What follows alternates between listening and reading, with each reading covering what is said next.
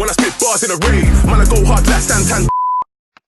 Good evening and welcome to another episode of Touchline Fracas. I'm joined by some of the usual suspects. Go around, introduce the panel. Meads, how you doing, brother? You're on mute, bro. Can't hear you. I'm good, brother. Sorry, I can't No complain. worries. We'll get onto that. We'll get onto that. Ola, how's it going, mate? Yeah, I'm good, man. Not too bad, you know. Just Yeah. there, man. Just suffering as usual, but you know. Fresh off an L, man. The freshest L. We get used to the L's this year, you know. Like we ain't took many actually. Let me think about it. We took about 3, so but it is what it is, man. It's a written off season. I question that maths there, but we move regardless. Sebi, 1/3 of the bad boy Pistons. What are you saying, brother? Oh man, bro, Jordan's here, man. You know, I'm back again, bro. Yeah, good to see you. Just a week hiatus. You know, I had a little injury. But you're back, yeah? Yeah, I'm back, man. I'm back in full effect. Good to see you, brother. Yeah. Disu, how you doing, bro? It's been a good weekend still. The blood of my enemies are keeping me well nourished, man. Well nourished. Wait, hang about. What kind of crispy fucking blood clot camera is this, bro? Yo!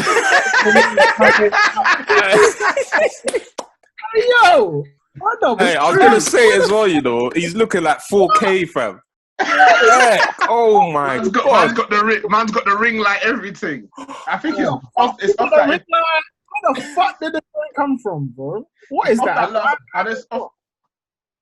Off that last Mogger pod, he got endorsements. What on earth is that? What camera is that? No, it's just my MacBook, but the ring light.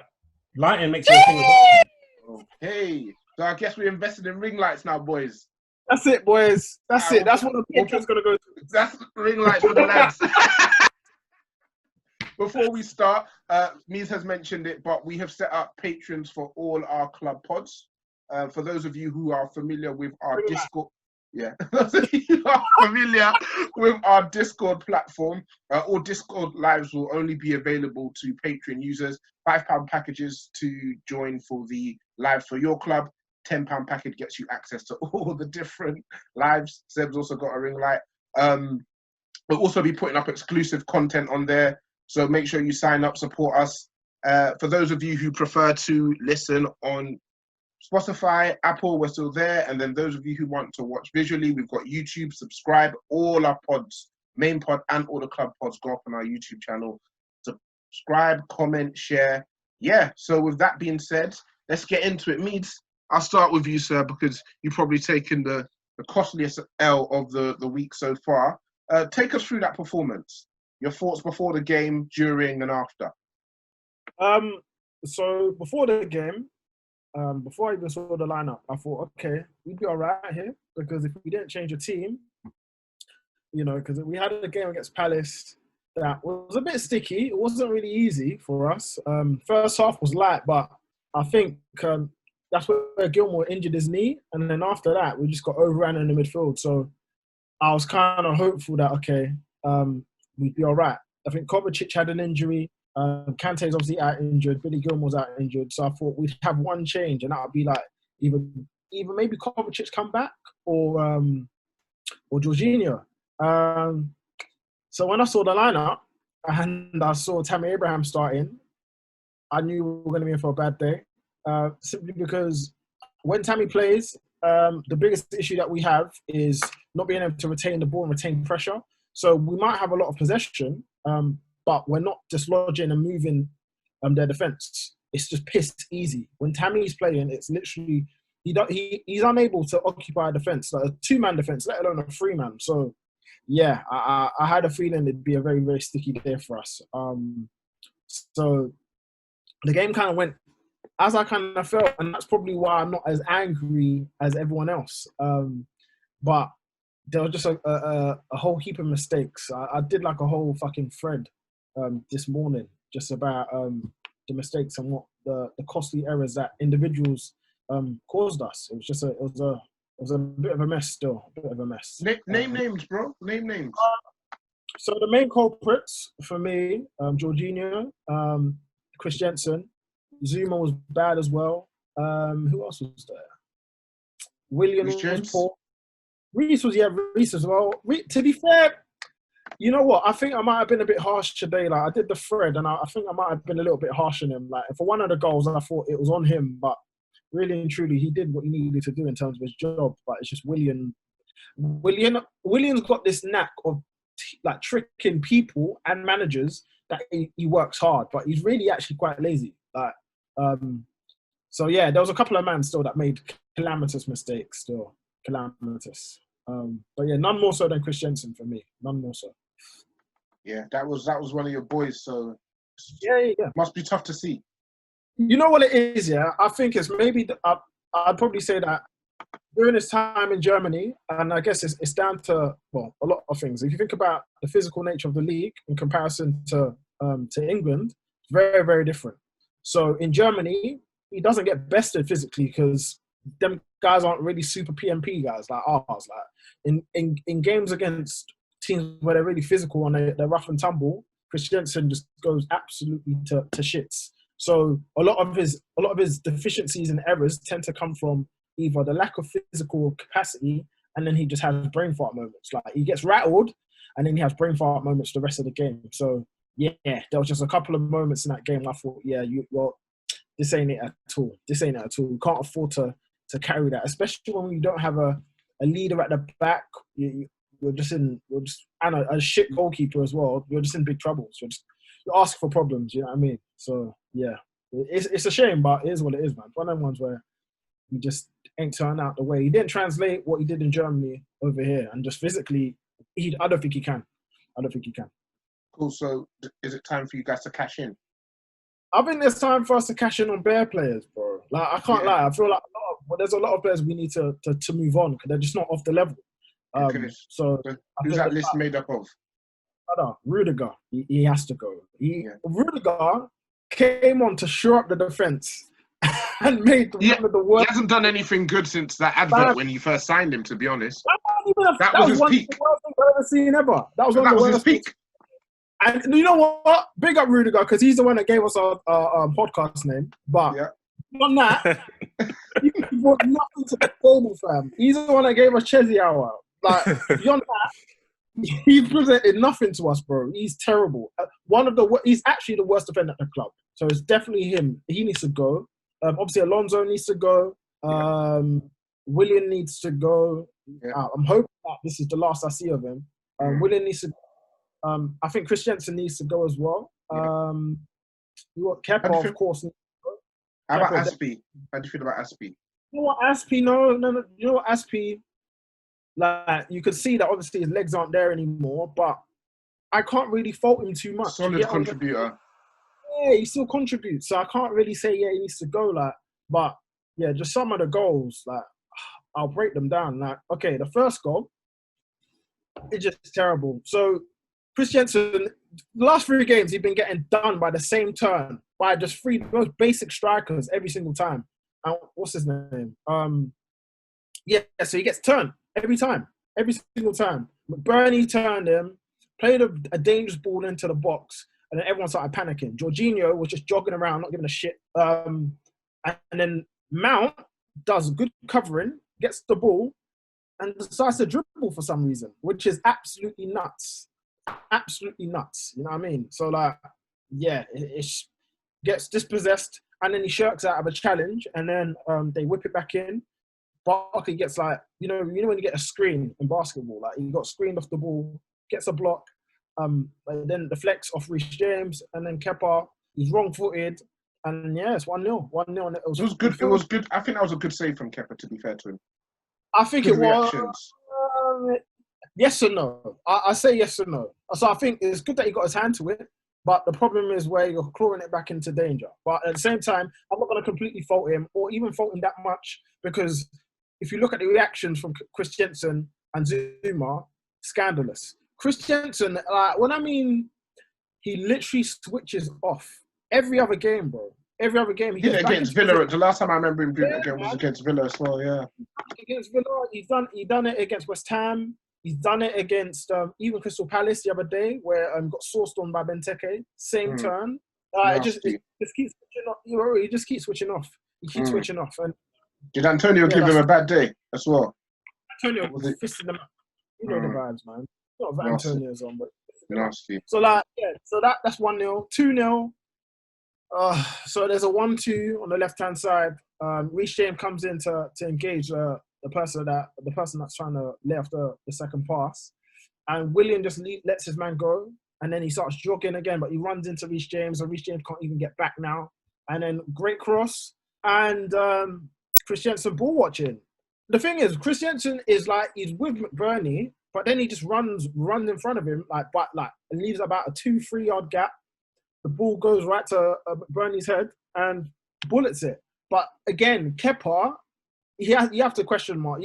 There's bare question marks because Kepa is literally on that side. Where the ball goes, he's literally on that side. You feel what I'm trying to say? He doesn't have to travel in terms of distance to cover that side. So the problem with Kepa, he swings his arms back, and that's not actually a bad thing. A lot of goalkeepers do it to get momentum. So when they actually set to make the save, they've got enough power to get away.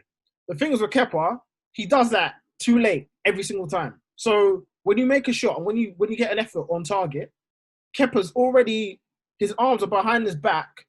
By the time you're set, the ball's already in the back of the net. If not, he'll try and save it. And that's why he gets hands to things. Like he gets hands to things, but they're never strong enough because it's too late. Everything is just too late. Like a second too late. And at this level, it's not enough, bro. It's not good enough. Like I know people say like Neuer does it, but Neuer's timing is impeccable. When it comes to doing that, it's impeccable. And the odd times that Neuer gets packed out is because he does that too late. You get what I'm trying to say? So I guess it's down to goalkeeping styles, but nah, for me, he's just not good enough. He's not good enough. That's not to say I'm completely blaming him for the goal, because I think mainly that's all on Christiansen. But a good goalkeeper, for me, tries to at least attempt to make a save. He didn't even dive because he was so off time. You know what I mean? So off pace. So yeah, and then at halftime, Mount gets dragged. Who else gets dragged? Rightfully so, would you say? Oh yeah, Mount. Yeah, rightfully so. Mount was poor from literally the 19th second he lost the ball. I'm like, okay, yeah, he's on a nasty one today still, and Mount's been one of our best performers this season. Yeah. But yeah, Mount was he's just nasty. Barkley was on a joke thing. But basically, everything was just a madness. Everything was just poor. The only one that looked decent was Reece James. I think he was putting in decent crosses into the box, but you've got Tammy Abraham who he just can't sort himself out when it comes to timings or attacking the ball, and it's just weird. He's still not quite getting that Wan-Bissaka Trent balance right. It's still coming with the Wan-Bissaka going forward. Trent defensively, he just needs to recalibrate. Nah, I thought you're being slightly harsh. The thing is with Reece, but the game's a game, innit? It is. You know what I mean? I understand the content, but with Reece, since he had an injury during the lockdown, which is a madness to me. I don't understand. I think after the first training session, he got injured, so he missed about 2 weeks of training. So he's a couple of weeks behind everyone else. I think Hudson missed 3 because again he had an injury. But it's just poor for me. Even regardless of that, physical conditioning, you shouldn't be looking the way you're looking. For me, Reece has not looked. He's not looked good post lockdown at all. He's been quite disappointing, but still my guy. So hopefully he finds it out. I think a lot of the players probably got into some bad habits, and there was kind of a lot of uncertainty about when we were coming back. And it was suddenly like, okay, it wasn't a build-up. It was just one day, okay, we're starting up again. And they've probably improved their fitness from where it probably was from that point. So the fact that they're so far off tells you that if football, for example, started in June, and these guys, like Igalo, if he was playing in June, I shudder to think. What he looked like on the pitch. So, it's understandable. Like we hold them to that standard, but they're human beings as well. And being cooped up as much as we all have been, some people's mental health has suffered. But with that being said, finish us up with the third goal. And and what happens next for Lampard's Blues? Bro. Fucking horrible. That's like, bruv. All right, so I'll start from the beginning. So Ross Barkley gets another lazy pass from Alonso because that's what he does. He wraps a lazy pass into him. He's surrounded by 3 man. he gets like munched, and the ball flicks up to the air. Jorginho's not going to battle for it in the air because he's shorter than I think it's not. It weren't McBurney or the other one, McGoldrick. And he ate very well. Yeah, 2 goals. That's his first 2 Premier League goals of the season. Disgusting. Isn't that his second and third? I think. No, that's his first. That's his first 2. Yeah, first and second. Wow. I think he might have scored in other competition. But he hasn't scored in the Premier League He's scored in FA Cup against Arsenal. Scary, man. So yeah, we gifted him his Premier League. You know Chelsea though, when you know them records, like Chelsea always love giving them records. What's it? West Ham hadn't won in like 10 games. Obviously, you know what Chelsea do. Gift them it, no problem. So yeah, I knew he was scoring today. It was just a matter of time. And you know, like before the game, the camera pans to him. You know what time it is, man. You know what time it is, bro. So I'm like, yeah. So yeah, he manages to brush off Jorginho, and Jorginho's not really putting in an effort or challenge anyway. He looks like his head's in Italy, bruv. Bro, he don't care. And he's jogging back. Jorginho's jogging back. Not McBurney. He passes it out wide, and then McGoldrick gets into the box. Jorginho is literally right there, and he just stands and stops. He just doesn't. He's not bothered. He's literally not bothered. He just stands, stops, lets McGoldrick go. Why did he just score, by the way? Brother. Then what's his name? Rudiger passes it straight to flipping McGoldrick. Like he has all the time in the world to clear it. No. He passes it straight to McGoldrick. McGoldrick claps it. Kepa gets a touch, of course, as he does. It goes in. 3-0. Game over. We don't have no cigar, yeah. And Mousse really should have made it 4-0, to be honest with you. Tammy Abraham had an opportunity at 2-0. Or was it 3? Yeah, I think it was 2-0. Just before they scored, Hudson-Odoi came on and he flicked in a good cross in, and Tammy should have planted it in, but he heads it into the ground. And yeah, man. Other than that, it was just poor. It was poor from everyone. It was literally poor from everyone. And Frank said a lot of things in terms of like, I've learned a lot about that. I'm like, all right, well, Frank, you're a bit of a bum because you've been seeing this all season from these man. A lot of these men have been there this all season. So I don't know. I don't know what. Maybe it's because you know you're coming. Well, maybe it's because you know that you're coming to the end of the season. You could dish them out. Like you could start cussing people. I guess, but you can't play these man. A lot of these man just aren't levels. And a lot of the issues that I think that a lot of the issues that he's caused is he freezes people out. So you're not going to get the best Jorginho if you've not played him for 5-6 games on the bounce. Give him a chance. And then try and throw him back in. Yeah, try and throw him back in. You need to keep the players hungry, and by doing that, if you keep them like playing, it doesn't even need to be a full game, but like a couple minutes here and there. Just in terms of his sharpness, if you think that he hasn't played, he hasn't played in weeks. So as far as his match fitness is, he's back where we were when we first started, and we all know how poor the players were when they first started. So just to wrap up, what does this mean for Chelsea in terms of the top 4? Well, in terms of top 4, we're now relying on other people. Just obviously, Disu just said that Leicester have just scored. So we're actually now. Yeah, we're at the mercy of other teams. Obviously, United and Leicester play each other in the final day, but then Chelsea play Wolves as well. So we can't drop any more points. I think like we could probably afford one more loss until the end of the season, but even then, you're still going to be at the mercy of others. So it's a bit of a mess now. It's a bit of a mess. And that was for me, that we threw it away. Those 2 results against West Ham and Sheffield United, if we don't get top 4, those are the games that we've thrown it away, man. And we've thrown away bare points this season, but those are the ones still. Yeah, within the context of everything that we're experiencing now, those were the games where if you win those games, those are literally the points that get you into the top 4. Cool. Thanks for that, Meads. Nice, lovely wrap up there. Olo, thank you for coming on. Brave of you after that painful loss to what has probably been one of the 3 worst teams since we've come back from lockdown. Tell us what you thought about the performance. What did you think going in? What did you think during the match? And what are your feelings post-game? I think you guys sit in the mighty spot of 9th, is it? Yeah, 9th place, yeah. It's tight, as they You're like mocking to say. it, bro. Hey, come on, man. Morayo. Oh, by the way, just before you start, somebody used the main account to tweet that Manchester United lineup would be finishing 9th in the league. Yeah. I believe it was Lewis. Lewis is saying it was you.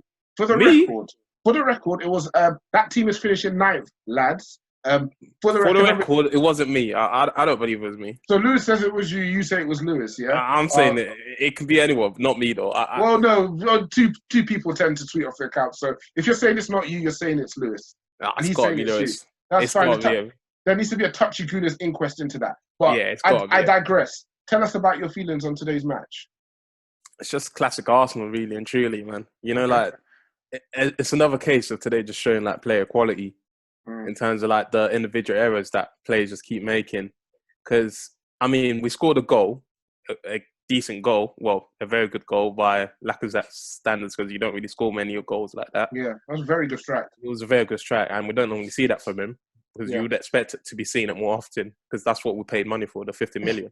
Yeah, but this isn't really a game to poke shots at Lacazette, I don't think. No, it's not. It's not. But you're trying to get a few jabs in there after you scored. Fair play to him, respect to him. No, I respect him. But after that, it looked like, Arsenal scored a goal. We might, because obviously, like, we played against Wolves, scored a goal first, and then, you know, like, the team just solid from then. There was no mistakes, nothing creaking in, and it was just a solid performance. I thought, after we scored the first, I thought, maybe that might be another type of game going for us, because we were kind of in control. Like, Xhaka and Ceballos, they done well in midfield until that one moment from Kolasinac. I don't know what he was thinking. And that's where player quality comes into question again, if these players are good enough for Arsenal. Because you look at what Kolasinac done, it wasn't a hard pass. It was literally like a 5-yard pass to David Luiz, and all he had to do was put on his left foot, and he's misplaced the pass. And obviously, I'm seeing people blame David Luiz for the issue, but you can't put blame on him for that, man. That was just a terrible pass, and he's being put under pressure for no reason, essentially. Because if you look at, I think I looked at Kolasinac pass map for the first half. Every single pass was pretty much backwards. Yeah, and then the passes he did hit forward were off the pitch. That's scary. You say you settled. A couple things there. You say you settled. They scored 3 minutes after you scored. So do you know what it was? That goal came through like us keeping the ball. Yeah. Because the passing option was out to Tierney as well. There was a passing. Tierney made a very good angle for him, and in something like that, you can't control it. Like someone making a dumb pass like that, what can you do? Like, you can't really put the blame on the manager. All you can do is look at the player. Again, apologies to interject. You said you settled. So we settled three. I mean, it's 3 minutes. 3 minutes. You're barely processing the fact that you're ahead. Like 10 minutes, 15 minutes. That's a good spell of time to be like, we scored the goal and we settled down. They basically pegged you back immediately. No. That's not what happened, though. Really and truly, like it's just a player error. Like we literally controlling the game. Even before we scored, we're actually taking control of the game. That's what I mean. Like if you watch the highlights again, those first. I watched it. I don't need to watch the highlights. I watched the whole thing. Yeah, we were literally taking control of the game, and when we scored, was in a good period for us. Yeah. And then obviously, like he made that error, and then once that Tottenham scored that goal, it was a good finish from Son. To be fair, that was a very good finish. Yeah. Once he scored, the game could have gone anyway. It was just literally imbalanced. It just. How do you think about how you responded to that, though? How you responded to that adversity? I mean, like you said, you had control of the game. There was an individual error. We responded well. 70 minutes to go. We responded well, I'd say. I think we took more control of the game, but we weren't penetrative. Like, we didn't penetrate them well enough. Because obviously, like, Tottenham were doing a typical Mourinho, what Mourinho normally does, and they would just sit them back, deep block, and they just try to counter us. Yeah. Mostly throughout the game, it didn't work till, like, the later stages of the game, after the water break. I can't remember what minute did you water break? About 65th? 65th, 66th. Yeah. As soon as that water break was done, Tottenham grew more confidence. I think they just needed that little break. And then obviously, like, you started seeing Arsenal creak up, and there was more spaces for them to, like, split us open. Individual errors again. Mustafi, and also David Luiz not tracking his man when Kane almost scored. And then from there, I think on that corner, he just had a feeling something was going to happen, because it just looked like Arsenal defenders started making mistakes. Because before that moment, I think Mustafi made an error where he's one-on-one with Harry Kane, and he does what Mustafi normally does. He dives in. Yeah. And he's just not. Do you know what it is? I've seen like rumors about him potentially getting a new contract, and that's just scary, man. Like a player's been he's been one of the worst centre backs for Arsenal for a long time since he's been here. Yeah. And it doesn't matter if he's playing well through form, but at the end of the day, in terms of individual quality, he's not good enough. He's not a top level player. If Arsenal like have aspects to get back in the top 4, that's the sort of players you need to be shipping out. Use their form to get more money for them. It's same as like Lacazette. What form would you be using though? Because he hasn't played well, and neither has Lacazette. Do you know what? So where's the market for them? Mustafi's been alright, through Arteta's reign. He's been okay. He's not been nothing special. He's been okay. He's done. Has he been good enough for you to recoup how much you paid? No, we're never getting 30 mil for him. But I mean, like, we can still at least try get 10, 15 million for him. Same as Lacazette, we're not getting 50 mil. We're gonna have to take an L on both of them. But at the same time, you just see stuff. That's the highlight package of it. You send it to these clubs, saying, "Yeah, you can do this. This is what they're about." So, I mean, like, today just shows how we need to be careful with our recruitment, because a lot of these players are just not the level we need to be chasing. Like Pablo Mari got a 4-year contract, right? That one as well. Like, that's a very questionable one, because against Man City, in those before he got his injury, you could just see he's not really a Premier League player. Like, he's going to suffer against someone that's got PMP. Pace and power is going to kill him, because he's just not quick. He hasn't got he's tall, but put him up against Antonio. Antonio will give him a lot of problems. For example, I think as well as not necessarily having a physical attribute, his anticipation as well. Yeah, his anticipation of danger isn't there, so you can kind of make up for the lack of physical gifts by being quicker in your head. But he doesn't seem to have either. But you kind of tied him down to a long-term contract. Cedric also, you tied him down a 4-year contract. At least you got Saka, right? Yeah, at least we got Saka. But you just look at it this way. I think with us, we've got to be careful with what we're doing this summer. Like, I'm seeing us linked with Willian, and boy, that one, I think Sebi touched on it. It don't make no sense. Like, anyone with a brain will see that you shouldn't go for Willian. You go for Ben Rama, someone that's just going to keep improving, and he's ready really good. Like, in terms of recruitment, we just need to be very careful this summer, man. We can't really afford to be getting it wrong yet again another summer. We need to be making the correct moves, signing players like Tierney, for example. He was good again today, I'd say. I think he had another good game. And with someone like him, that's the sort of player like you need to be signing. Not the likes of Willian, Pablo Mari, because I keep saying that Cedric was okay against Wolves. It was all right. Obviously, like, he had a lot of issues from Adama Traore, but I think long term, I'd rather have a youth right back playing over him. See what I'm saying? Like, someone that is at least going to improve. It's tough.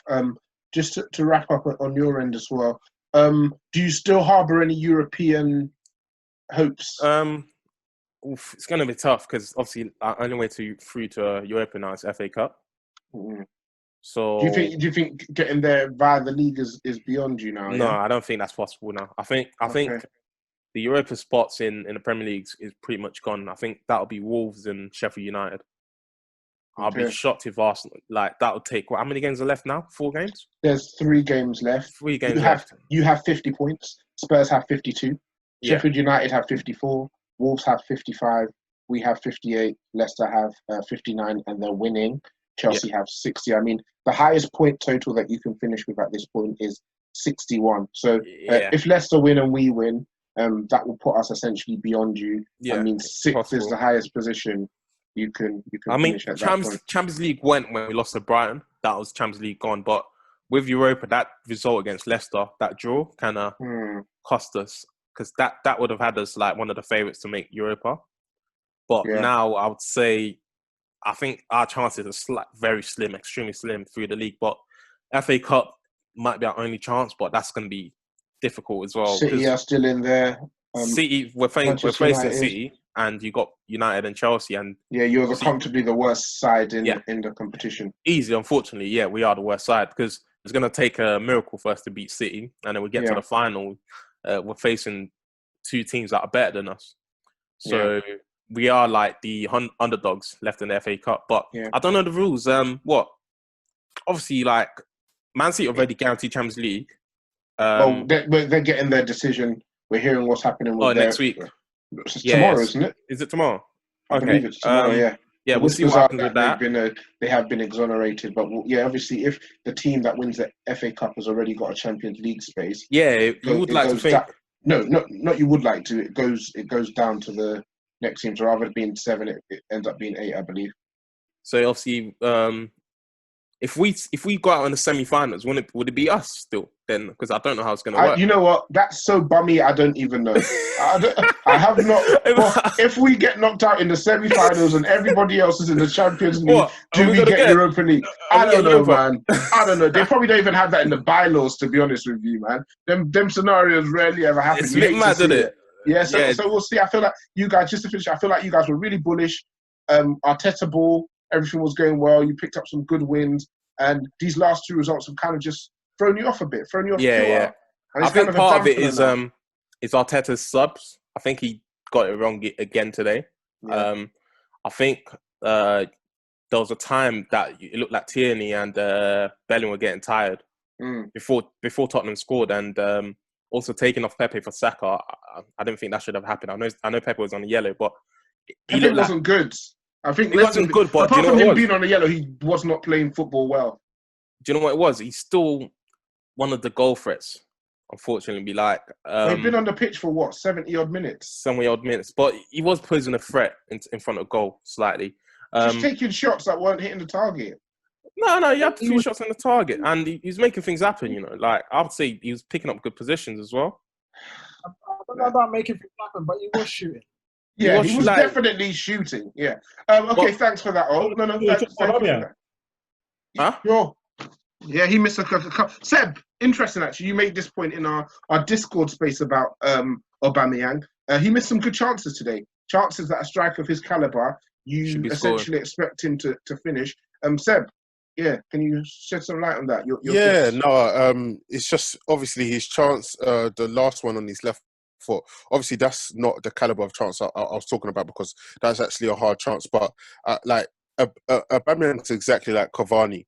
Like, his movement is so good, and he's actually like, he'll always get into the space, and more time he will finish. But they are capable of like criminal misses.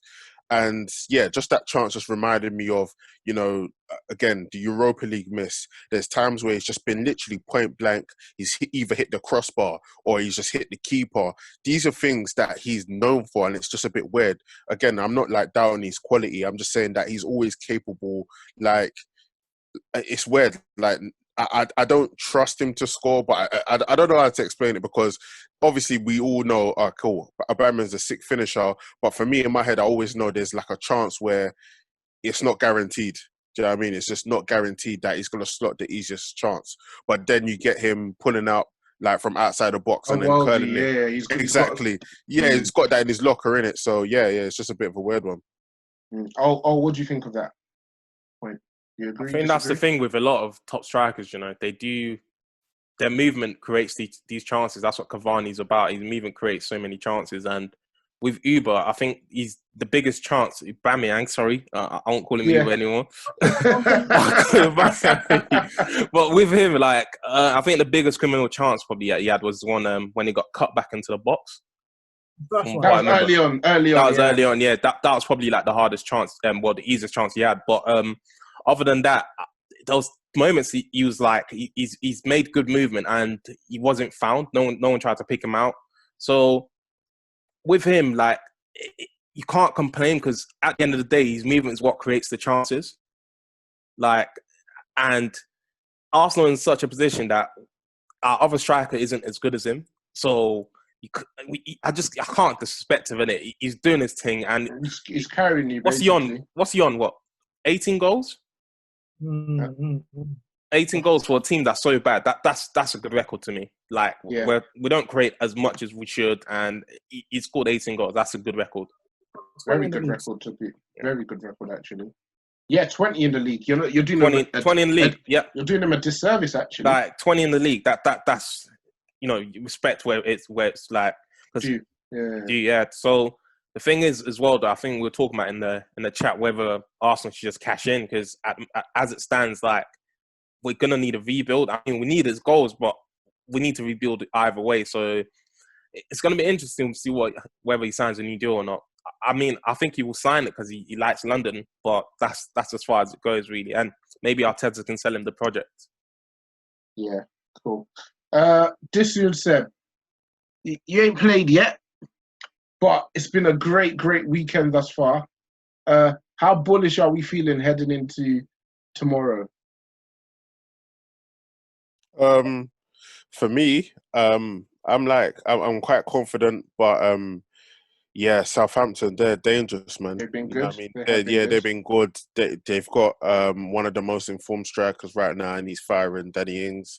Yeah. So yeah, that's the only thing. I'm just a bit worried about Ings and how he matches up against Maguire and Lindelof. I feel like this might be a Bailly type game. Do you know what I mean? Someone with a bit more PMP. More front and foot. Yeah, and also who's capable of those recovery runs, because again, like, if Maguire gets done, one of the big things is that he's been paired next to Lindelof, so nobody's been able to kind of recover. But Bailly's got the pace for that, so yeah, like, if we can get Bailly and Maguire paired up, I feel like I'll be more confident. Also, I don't know, like, maybe the last game I feel like was kind of poor, but the quality is seeing us over the line. So I feel like it should be the same thing. Even though Southampton look quite fit and they look firing and whatnot, I feel like we have the quality on the field, and it's not one of like, post lockdown, it hasn't been one of those times where if we miss the first chance, post lockdown is one of those ones where if we miss the first chance, we're still going to get 3, 4, 5. Do you know what I mean? Chances. So that kind of fills me with confidence, but I still get scared. Like, every time we miss our first chance, in my heart, I'm just like, oh, yeah, the game's done. But then again, like, Bruno and Pogba managed to come up and create something. So yeah, I'm confident about tomorrow, and tomorrow's a must win. But we've been in this scenario before where Chelsea have dropped points, and we didn't capitalize.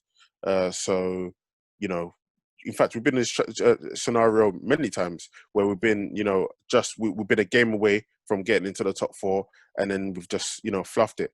So, yeah, I'm confident, but yeah, we'll just see what happens. And Disu, what are your thoughts?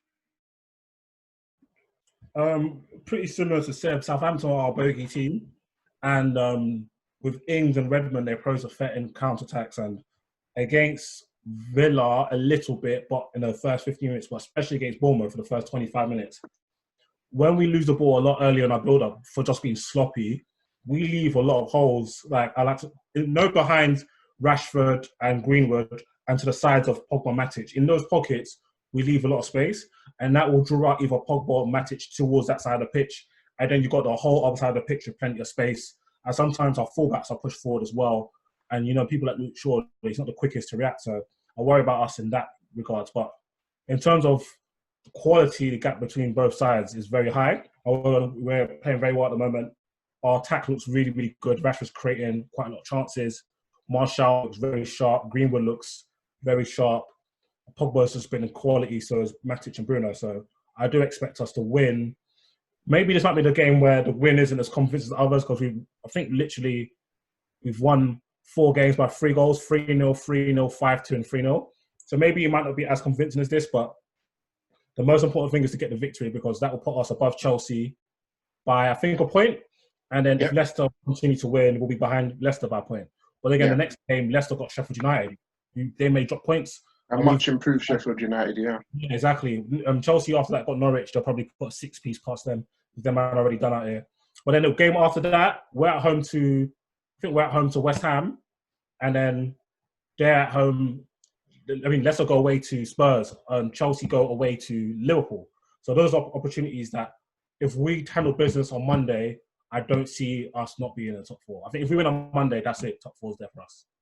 Yeah, Antonio's been moving a bit mad still. I'm shook of him. Antonio's been moving a bit wicked. So Maguire don't want to see. Don't want to see Antonio, bro. He doesn't want to see Antonio. I don't like smoke. Yeah, everything. I guess everything's good on our end. We'll all be in the Discord space tomorrow. So those of you who are part of our Discord community, make sure you join. Like I said at the top of the podcast, Discord Live starting tomorrow will only be available for Patreon members. So now we've handled the business at home. Let's handle the business overseas. We have received our Champions League and Europa League draws. Just wanted to get your thoughts, gentlemen. We'll start with the Champions League, the premier club competition in Europe. So we've got on one side of the draw the winner of Real Madrid and City's versus the winner of Lyon and Juventus.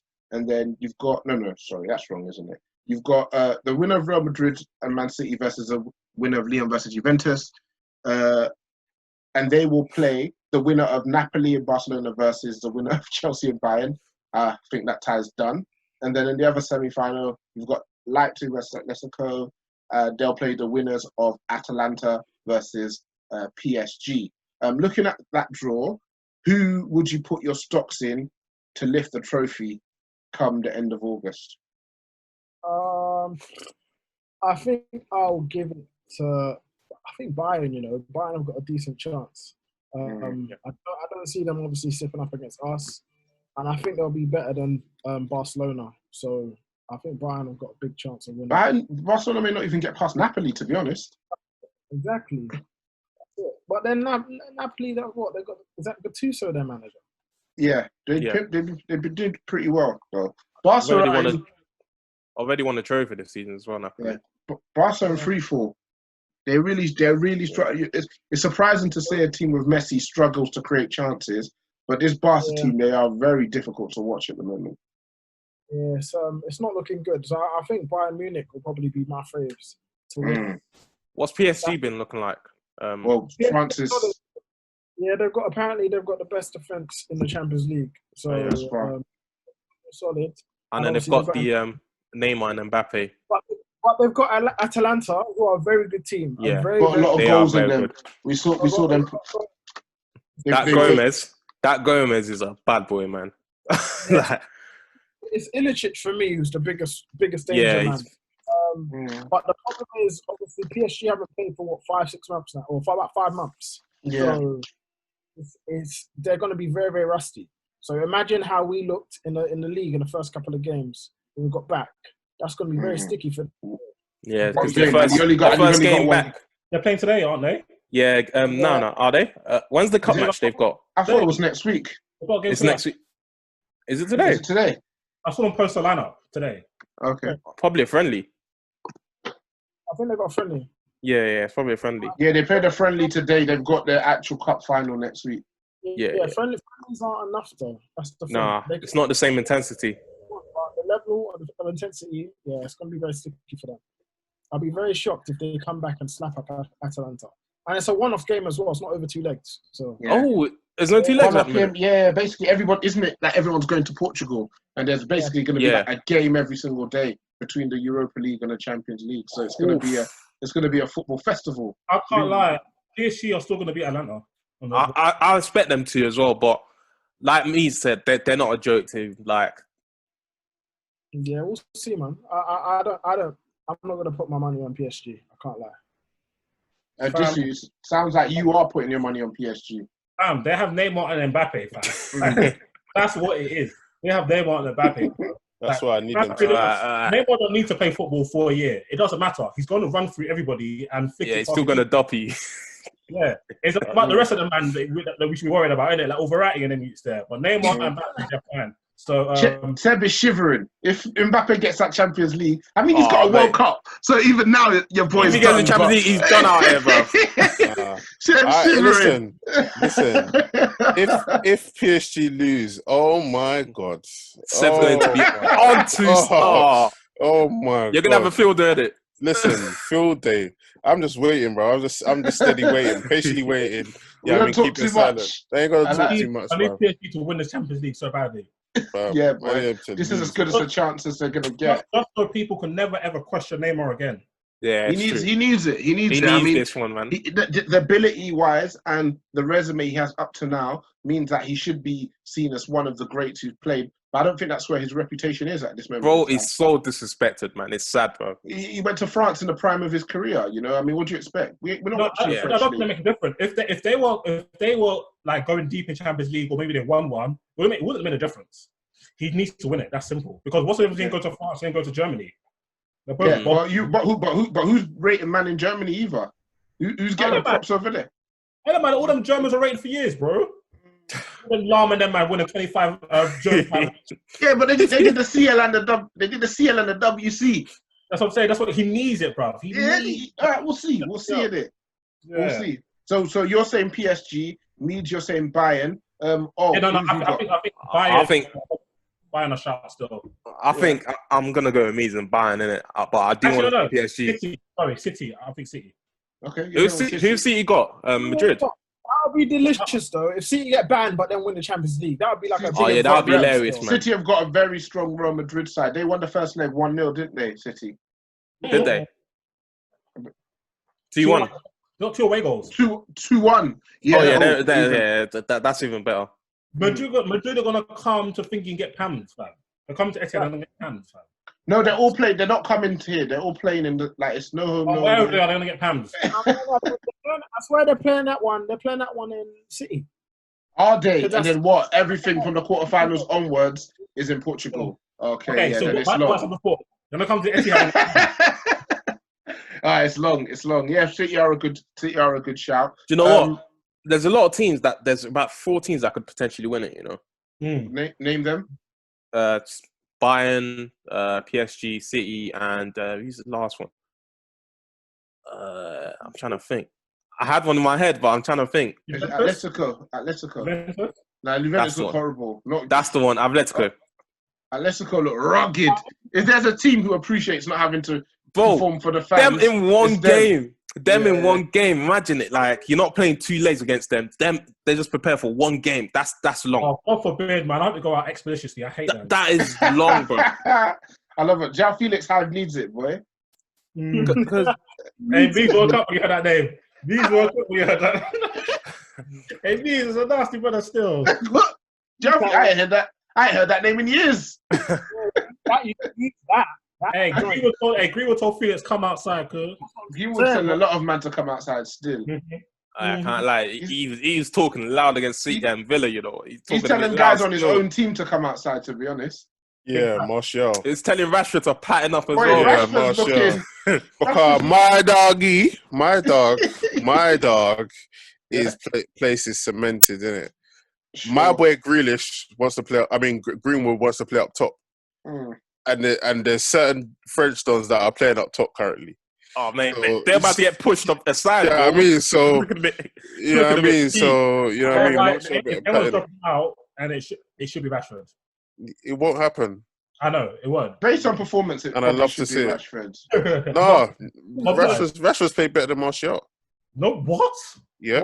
What since lockdown or throughout the season? Throughout the whole season. Yeah, he's had a better season than him. Since we've come back from lockdown, Martial's been better. Martial's looked better. We'll get onto it on Mogga. We leave the infighting to Mogga. Yeah? We don't do that on the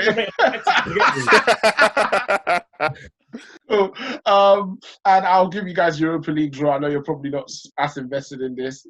Who United playing? Say their name. Who they playing?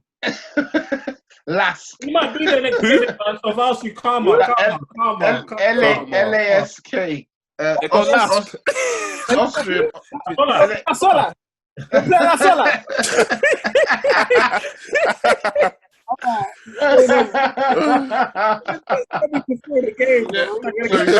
We're playing Las Olas. We're 5-1 up. So we're 5 away goals. Yeah. What's the draw though? Who's if United obviously I was trying to give you guys the draw before Mees decided to draw us out. You see that?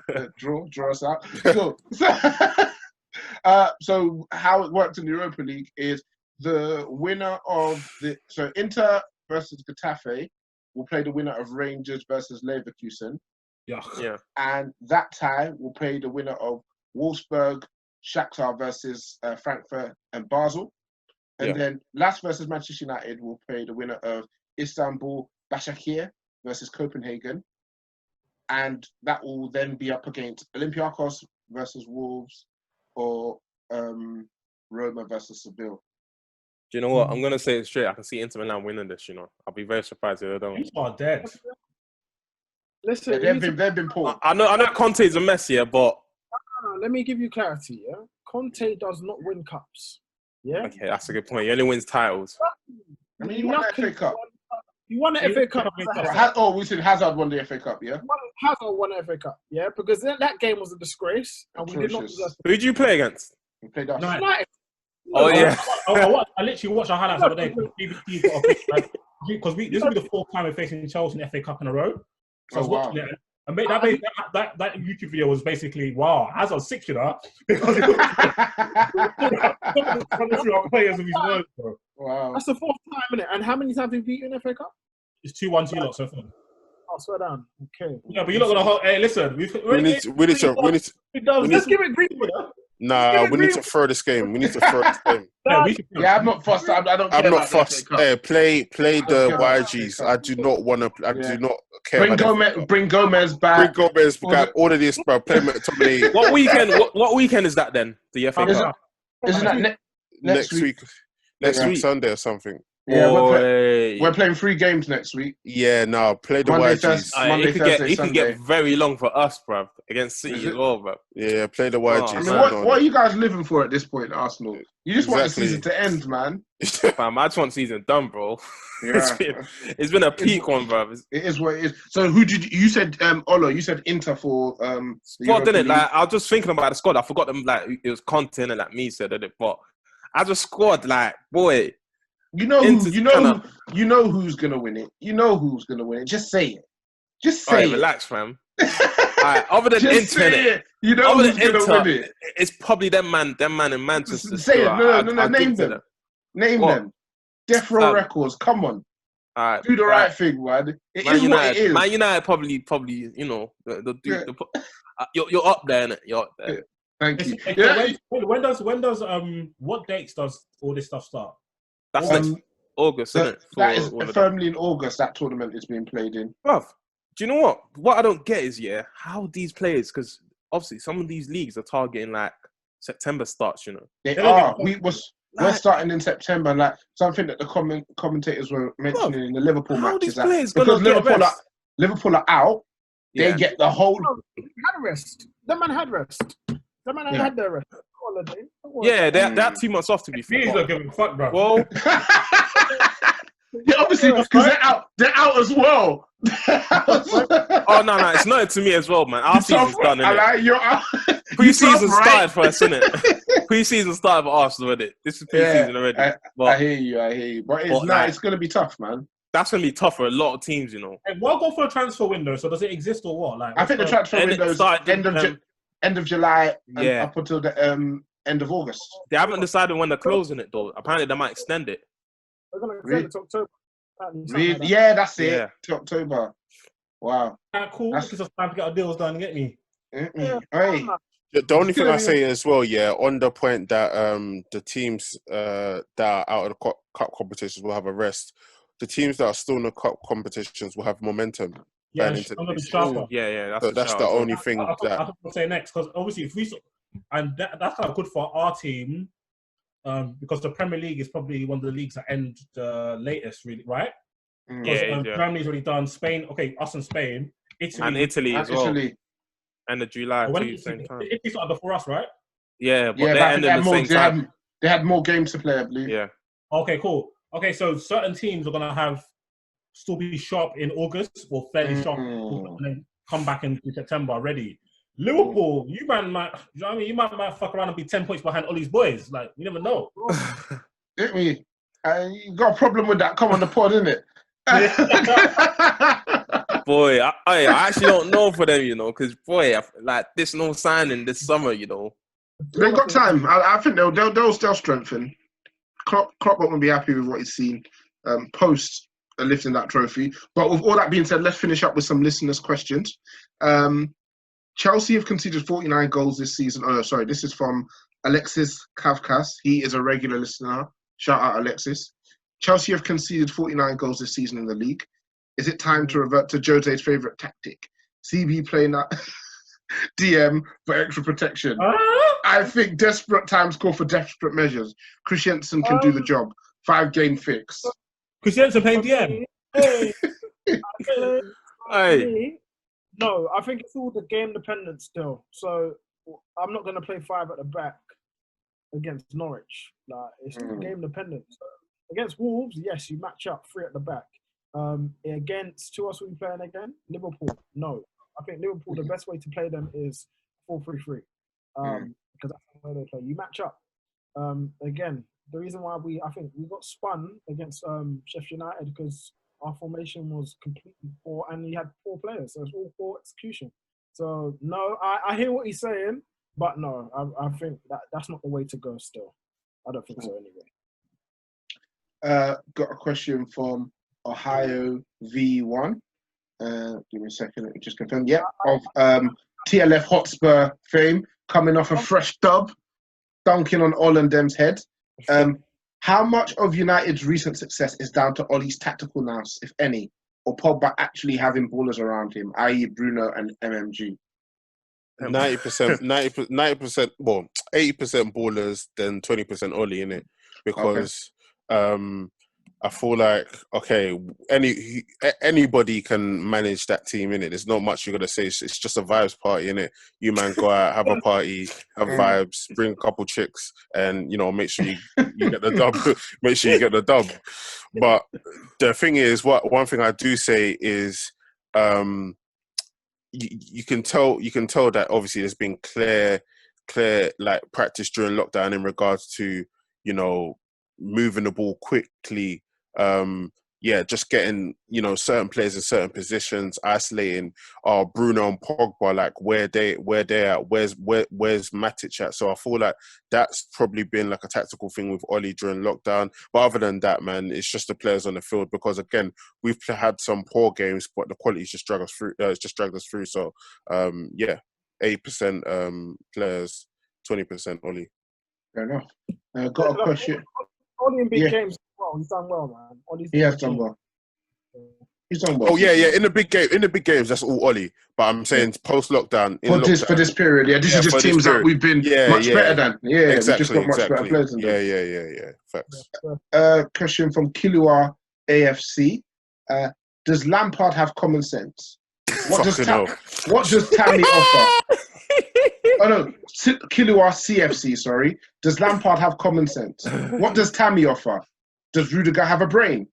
Meads was saying that Christensen is top 5 in Europe. Does he still think this? Is Reece James the truth?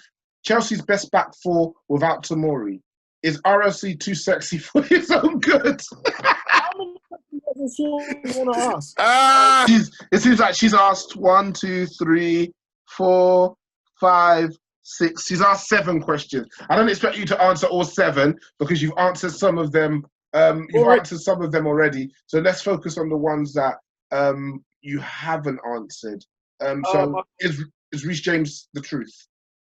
Reece James, I think he's good. I don't know about the truth in terms of like one of the best right backs in the world, but he's definitely got potential to be a very, very good right back. It's just that he needs to learn the softer sides of the game, and definitely in terms of defensively, he needs to improve. I don't know. That's not to say that he wasn't good pre-lockdown, but even then, he still had quite a lot to learn. Because again, he's 20, he's in the men's game, so there's still first season at this level. He's had a few injuries. First season at this level, so again, he's not been fit for most of the season, so he's been having little niggles here and there. So he needs to get his body right first. And I do want to say like maybe he needs to trim down a little bit, just to help with his mobility, because he's fast, but when it comes on the turn and those quick 1-2s, I kind of want him to have a better bout of acceleration. So, yeah, for him. Who else was there? What other questions were there? Does Lampard have a brain? Does Lampard have common sense? Right, okay, so Lampard have common sense. So she could referring to common sense or to J Huss's album. Not sure here. Let's assume she's referring just to common sense. So in terms of his selection, I think more often than not he gets the selections relatively right. But I think yesterday it was just diabolical. for me. I think starting Tammy was a big mistake because for me, Tammy doesn't bring anything in terms of a physical presence, anything in terms of like occupying the defense. Good finisher when he gets the chance and he doesn't have to think too much. But yeah, that was a poor decision. And Giroud's been on a good run of form. I think he's got 3 goals in 4 games. So I didn't understand it. It just didn't make any sense to me, any sense whatsoever. One striker that can occupy 3 defenders because of his link play and hold up play, it's probably be Giroud. That's not to say he's world class or anything, but that's just does the job. Yeah. And what else is there? Oh yeah, Chelsea's best back 4 without Tomori. Without Tomori, it's Zuma and Christensen, unfortunately, and that's not to say Christensen's levels or Zuma's even levels, but they're the best. Rudiger's that bad. Back 4. Who else? I think Emerson better than Alonso, and give or take Reece James and Aspi, really. You know what I mean? I'd start Reece James because he's got a better cross. How do you feel about Aspi on the left? I know that's in a discussion among Chelsea fans. I don't like it because you get no natural width, but he does bring a degree of security in terms of his defense. But yeah, I don't like it personally. Cool. Final questions from the Status One. Big if, but if results go against Chelsea, they could finish 7th. Would you still keep Lamps? Of course, because my position has always been, look, regardless of where we finish, as long as we maintain competitive, which we have done, we've been 4th for the entire season. There's no reason to drop him or get rid. He's blooded, I think, 8 youth players this season, which is unprecedented. He's done his thing, man, and also this is his first season in the top flight. He's done his thing. I think it'll be very difficult for you to say that he's not actually done well. That being said, he has made some mistakes, and you should expect that from a rookie manager that's only had 2 years experience in management. So, getting rid of him makes no sense to me. My personal experience, it makes absolutely no sense. You know? Yeah. Cool. Calm. So that's that. Mugger lads, I'll see you both tomorrow. First on the Discord, then we're gonna hop on for that live post-game chat. Ola, thank you for coming through. Meads, always brother, blessings. Next time 4-0 on the Cash App. Podcast title. All right, lads. Nice one. Peace. Man. Bless up. When I spit bars in a rave, man, I go hard like Santan.